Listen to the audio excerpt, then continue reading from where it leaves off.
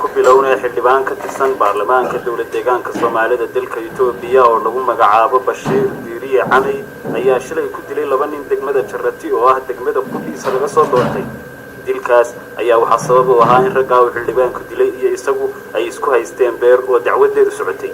xildhibaanka ayaa waxa uu labada dil ku dilay isla beertii ay isku haysteen dhexdeeda. haddaba Shaafi Diiriye Shaafi oo ah gudoomiyaha degmada Jarati ayaa dhacdadaas uga warramay wariyaha BBC-da Cabdinaasir Sheekh Maxamed Xikam.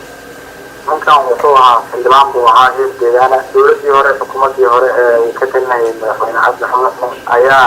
dhul la siiyay oo jirtay oo xildhibaanada lacaga la siinayay iyo dhul beereed la siinayay dhulkii la siiyay oo dowladdu ugu markaa dad shacaba ay ka gacantooda ka bixisay yaa la siiyay ka intii hadda isbedel ku dhacay isqabqab sidaa ka dhacay oo dadkii iyaga horay u lahaaba soo celceliyey oo dhulkaanagii waan rabnaabay dhaheen. waa imse dhulka marka la siiyey xildhibaankan dhul wuxuu ahaa ilaa 20 hektar gaadhaya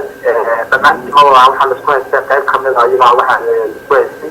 in muddo anagu marka cabashadaas way mas'uul gaadhay wuxuu markuu dhul yahayna waxaa weeye waa arrin madani ah oo la xidhiidha hay'adaha sharciga sida maxkamadihii ayaa go-aankeeda gaadhay waxay ku guda jireen kiiskii hadda muddo 2 toddobaad ugu socday maxkamadda. hay'adihii aad u gudbiseen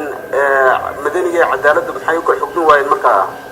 labadaba waanu yeelnay labada ruux xildhibaanka iyo shacabka midhaystayba beertan guud ahaan inta sharci ku kala baxa iniga beertaas iskugu tegina haddii annaga aan noo qabsoon weydeen waxaa beerta waxaa ku kala baxaan sharciga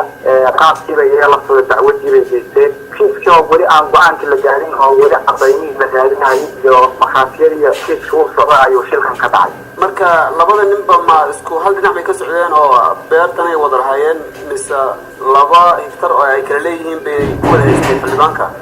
maya labada nin isku ehel bay ahaayeen isku jifay ahaayeen hal beera weeyun waxay isku goobjoogana uma ahayn oo meesha maanta taagnayn laakiin sida xogaha aan ku weerayno in ay marka hore gacanka haddii isku geysteen aduu ula ah